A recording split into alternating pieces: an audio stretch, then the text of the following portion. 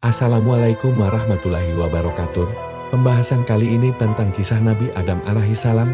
Nabi Adam adalah nabi pertama yang Allah ciptakan dan menjadi manusia pertama yang Allah ciptakan, kelak menjadi khalifah di dunia, bapa dari semua bapa. Inilah kisah Nabi Adam alaihissalam dari terciptanya Adam hingga menjadi khalifah umat manusia di bumi. Sebelum kita lanjut ke pembahasan, alangkah baiknya support channel Cahaya Islam, semoga kebaikan kalian dibalas oleh Allah Subhanahu wa Ta'ala. Dan marilah kita bersholawat kepada Nabi besar Nabi Muhammad SAW, tanda penghormatan kita terhadap beliau. Allah Subhanahu wa Ta'ala berfirman dalam surat Al-Ahzab, sesungguhnya Allah dan malaikat-malaikatnya bersholawat untuk Nabi, hai orang-orang yang beriman. Bersholawatlah kamu untuk Nabi dan ucapkanlah salam penghormatan kepadanya. Surat Ahzab ayat 56. Bismillah, mari kita bahas pembahasannya.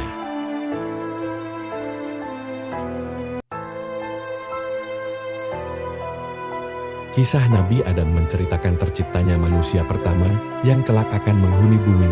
Nabi Adam tercipta dari tanah dan Allah memuliakannya dengan memberi pengetahuan tentang semesta. Adam diberi banyak pengetahuan yang akan menjadi mukjizatnya. Wujud Nabi Adam diciptakan sempurna serta lengkap, tapi Nabi Adam memiliki tinggi tubuh yang berbeda dengan manusia saat ini. Tinggi badannya mencapai 60 hasta atau sekitar 18 meter, sangat tinggi dibanding kondisi tubuh manusia pada umumnya.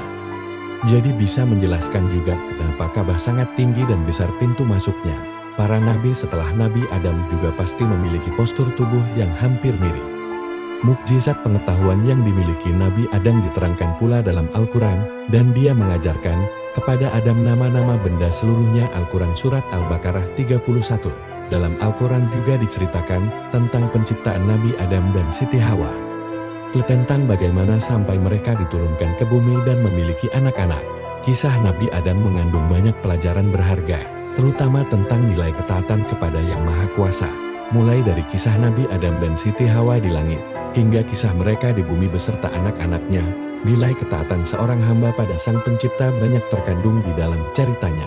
Asal mula penciptaan Nabi Adam dikisahkan dalam kitab suci Al-Quran bahwa Allah bercakap-cakap dengan malaikat. Allah memberitahu malaikat bahwa akan ada penciptaan makhluk yang dinamai manusia. Manusia akan mengemban tugas sebagai khalifah di bumi. Malaikat protes, tidak setuju dengan hal yang direncanakan. Malaikat yakin kalau manusia hanya akan membawa bencana bagi bumi, mereka akan membuat kerusakan, permusuhan, juga pertumpahan darah. Malaikat merasa keberadaan dirinya saja sudah lebih cukup sebagai ciptaan Allah, karena mereka senantiasa bertasbih, memuji, dan mengagungkan Allah. Allah berfirman bahwa Dia mengetahui apa-apa yang tidak diketahui oleh malaikat. Seperti kita ketahui, manusia itu tercipta dari saripati tanah. Demikian juga yang diceritakan dalam Al-Quran Surat As-Sajdah ayat 7-9, yang memperindah segala sesuatu yang Dia ciptakan, dan yang memulai penciptaan manusia dari tanah ayat 7. Kemudian Dia menjadikan keturunannya dari saripati air, yang hina air mani ayat 8. Kemudian Dia menyempurnakannya, dan meniupkan roh ciptaannya ke dalam tubuhnya, dan Dia menjadikan pendengaran, penglihatan, dan hati bagimu. Tetapi sedikit sekali kamu bersyukur ayat 9. Al-Quran Surat As-Sajdah ayat 7-9. Surat ini menceritakan bahwa Allah mengetahui hal yang gaib dan nyata. Dia menciptakan wujud sempurna manusia dari tanah. Dia juga menciptakan keturunan manusia dari air mani, kemudian ditiupkan roh untuk menghidupkan. Dia juga yang menciptakan pendengaran, penglihatan, dan hati. Setelah Nabi Adam diciptakan, Allah memberi perintah pada malaikat dan iblis untuk bersujud padanya. Walaupun para malaikat diciptakan dari cahaya, mereka taat pada perintah Allah. Para malaikat kemudian bersujud pada Nabi Adam. Lain halnya dengan iblis. Ia merasa derajatnya lebih tinggi dari Nabi Adam dan menolak untuk bersujud. Iblis memang diciptakan dari api, itu sebabnya ia tidak mau bersujud pada Nabi Adam. Adam yang diciptakan dari tanah dianggap lebih hina kemuliaannya oleh iblis. Surat Al-Baqarah ayat 34 menjelaskan hal ini, sujudlah kamu kepada Adam, maka sujudlah mereka kecuali iblis. Ia enggan dan takabur dan ia termasuk golongan orang-orang yang kafir. Kelancangan iblis membangkang membuat Allah sangat murka. Iblis telah durhaka, dan hukumannya adalah keluar dari surga. Iblis yang sombong bukannya bertobat dengan hukuman yang diberikan, ia malah mengeluarkan sumpah akan menggoda Nabi Adam dan keturunannya agar sesat. Iblis ingin manusia menemani dirinya di neraka. Nabi Adam dianugerahi usia yang panjang oleh Allah. Banyak riwayat yang menceritakan bahwa Nabi Adam diberi usia hingga 1000 tahun. Namun, dalam hadits yang diriwayatkan Abu Hurairah diceritakan kalau Nabi Adam pernah memberikan umurnya sejumlah 40 tahun untuk Nabi Daud. Pada saat itu, Nabi Adam kagum dengan cahaya yang berkilau di antara matanya. Kemudian ia bertanya pada Allah tentang manusia itu. Allah menjawab bahwa manusia itu salah satu keturunan Adam, umat akhir zaman. Adam bertanya mengenai umur Daud, dan Allah menjawab bahwa dia memberikan 60 tahun padanya. Nabi Adam lalu meminta Allah untuk menambahkan 40 tahun umur Daud yang dikurangi dari umurnya. Nabi Adam dan Siti Hawa turun ke bumi. Nabi Adam memiliki segalanya di surga. Adam bisa mengambil dan menikmati apa saja yang ada di dalamnya. Walaupun begitu Adam merasa kesepian, kodratnya sebagai manusia yang butuh, ada manusia lain muncul. Adam menginginkan teman untuk menemani hari-harinya. Mengetahui Adam yang kesepian, Allah akhirnya menciptakan Hawa. Hawa diciptakan dari tulang rusuk Nabi Adam. Ketika sedang tidur, Nabi sangat senang dengan kehadiran Hawa. Hasratnya sebagai manusia yang butuh pasangan jadi terjawab. Allah mengizinkan Adam dan Hawa untuk menikmati apa saja yang ada di dalam surga, terkecuali pohon huldi. Allah berfirman, "Wahai Adam, tinggallah engkau dan istrimu di surga ini, dan makanlah makanan-makanan yang banyak lagi baik di mana saja yang kamu sukai, dan janganlah kamu mendekati pohon ini, yang menyebabkan kamu termasuk orang-orang yang zalim." Pohon huldi adalah pohon pengetahuan hal yang baik dan jahat. Ada maksud tertentu dari larangan yang Allah berikan pada Adam dan Hawa. Mengetahui larangan Allah, setan memanfaatkan hal ini untuk menggoda keimanan Adam dan Hawa, sesuai dengan tekadnya untuk menggoda manusia sepanjang masa. Setan kemudian berbisik pada Adam dan Hawa tentang keistimewaan pohon huldi. Kisah ini tertulis di Al-Quran Surat Taha ayat 120, "Wahai Adam, maukah aku tunjukkan kepadamu pohon keabadian huldi dan kerajaan yang tidak akan binasa?" Demikian iblis membujuk mereka. Huldi sendiri merupakan nama pemberian iblis. Iblis menghasut Adam dan Hawa dengan mengatakan maksud Allah melarang mereka, bahwa Allah disebutkan oleh iblis tidak mau membuat Adam dan Hawa kekal. Iblis dengan penuh semangat merayu mereka untuk memakan buah terlarang. Adam dan Hawa yang dilengkapi dengan nafsu sebagai manusia, akhirnya tergoda. Rayuan iblis berhasil menggoyahkan keimanan mereka dan jadi tidak taat pada Allah. Ketika Adam dan Hawa memakan buah huldi, sesuatu yang memalukan terjadi. Nabi Adam dan Hawa menyadari kalau tubuh mereka jadi telanjang. Selain itu, Adam juga merasakan sakit perut yang hebat. Adam baru merasakan rasa ingin buang hajat, dan ia kebingungan, surga adalah tempat suci, apa sepantasnya mengotorinya? Demikian yang ada dalam pikiran Adam. Allah kemudian menyindirnya atas keinginan tersebut, sekaligus juga menyindir tentang ketidaktaatannya. Surat Al-A'raf ayat 22-23 menceritakan kejadian ini. Dalam surat ini Allah mengingatkan akan larangannya pada Adam, juga mengingatkan Adam akan peringatannya tentang kebusukan setan. Adam kemudian memohon ampun dan bertaubat pada Allah. Diceritakan Hawa digoda iblis dalam wujudnya yang berupa ular, namun tidak dijelaskan siapa dahulu yang memakan buah terlarang itu. Ada yang meyakini huldi adalah pohon apel yang diambil dari bumi. Karena itu huldi disebut memiliki sifat bumi atau tanah, yaitu sifat dasar tanah. Tanah disebut sebagai tempat yang pantas untuk membuang kotoran. Buah huldi bisa membangkitkan hawa nafsu dan membuat lupa diri. Allah melarang Adam memakan buahnya, karena bisa membuat dirinya jadi kotor. Kotor dalam artian nafsunya ternoda dan mempengaruhi sifat dasar manusia yang penuh dengan ketidakpuasan. Bisa dikatakan pohon huldi diciptakan sebagai cobaan bagi Adam dan Hawa, ujian dari ketaatan seorang hamba pada penciptanya. Namun terlepas dari itu semua, Allah memang menakdirkan manusia untuk turun ke bumi dan menjadi pemimpin di tempat itu. Manusia diciptakan bukan dengan maksud untuk pemimpin di surga. Meskipun Adam dan Hawa telah bertaubat, Allah tetap memberikan hukuman pada mereka dengan turun ke bumi. Turunlah kalian dari surga menuju bumi, dan kalian akan menjadi musuh satu sama lain. Kalian akan memiliki tempat tinggal di bumi sampai batas waktu tertentu. Al-Quran Surat Al-A'raf 24-25. Nabi Adam dan Hawa tidak diturunkan pada tempat yang sama, Nabi Adam diturunkan di puncak Bukit Silipada di daerah Sri Lanka, sedangkan Hawa diturunkan di daerah Arak. Mereka berdua bingung dan sedih karena diturunkan terpisah. Namun, Adam dan Hawa yakin satu sama lainnya akan saling bertemu lagi. Lalu setelah 40 hari mereka pun dipertemukan kembali oleh Allah di Jabal Rahman. Nabi Adam dan Hawa memulai kehidupan baru sebagai manusia biasa. Diceritakan mereka diturunkan ke bumi dengan membawa dosa atas ketidaktaatannya di surga. Disebutkan pula Allah menghukum Adam akan bersusah payah untuk mencari nafkah. Hawa dihukum akan merasakan sakit pada saat melahirkan anak-anak, sedangkan ular yang menggoda mereka dihukum berjalan dengan perut selamanya di bumi.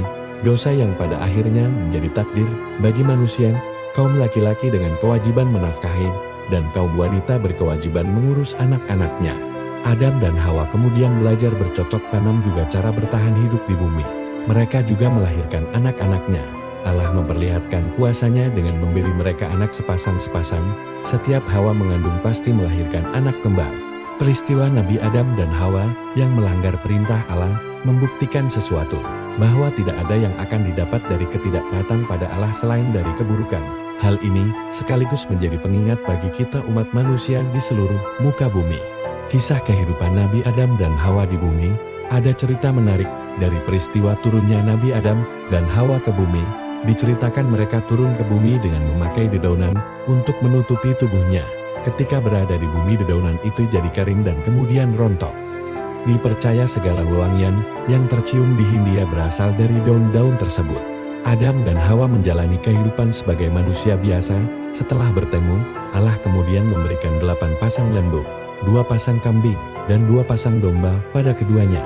Allah mengajarkan pada mereka untuk memerah susu hewan-hewan itu. Susu tersebut kemudian bisa mereka minum.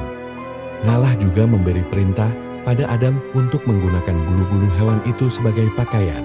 Adam dan Hawa sadar kenikmatan dunia sudah tidak ada lagi. Mereka pun menangis sedih. Dari air mata mereka tumbuhlah kacang tanah dan kacang hijau. Adam lalu menyadari kesulitannya untuk mengetahui waktu-waktu beribadah. Ia lalu mengadu pada Allah tentang masalahnya ini.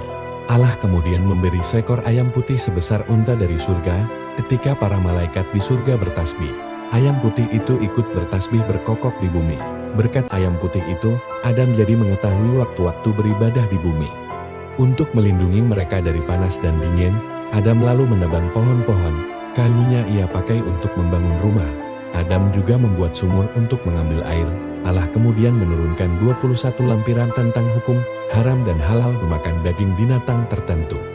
Kemudian diturunkan pula 29 huruf hijaiyah, dan manusia tidak dapat mengurangi atau menambah hurufnya. Ketentuan Allah ini sangat jelas dan tidak ada yang bisa mengubahnya. Adam lalu belajar huruf-huruf itu untuk bisa membaca lampiran yang diturunkan Allah. Hawa kemudian merasakan proses mengandung.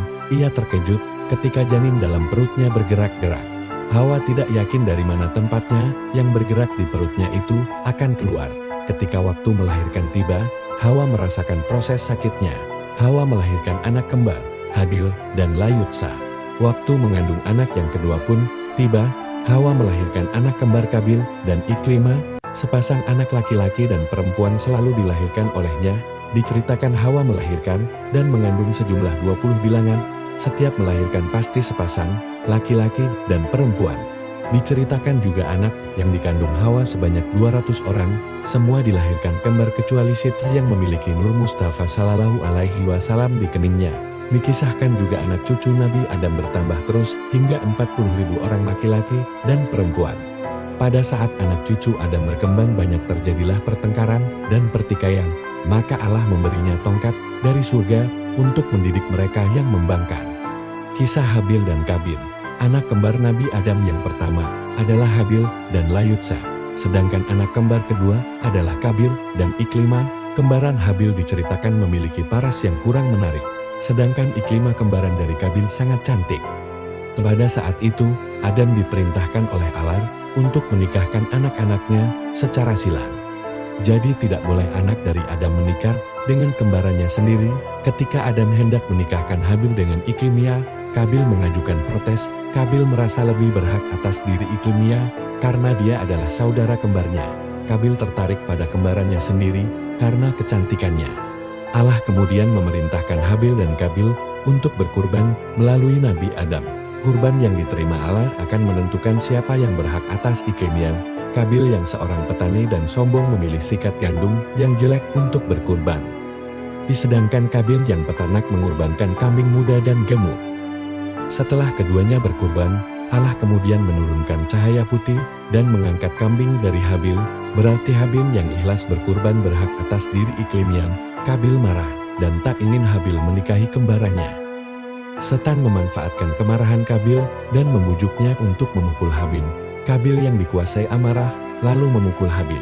Habil tidak memberikan perlawanan karena tidak ingin menjadi masalah besar. Celakanya, pukulan Kabil membuat Habil terbunuh. Kabil takut dan bingung.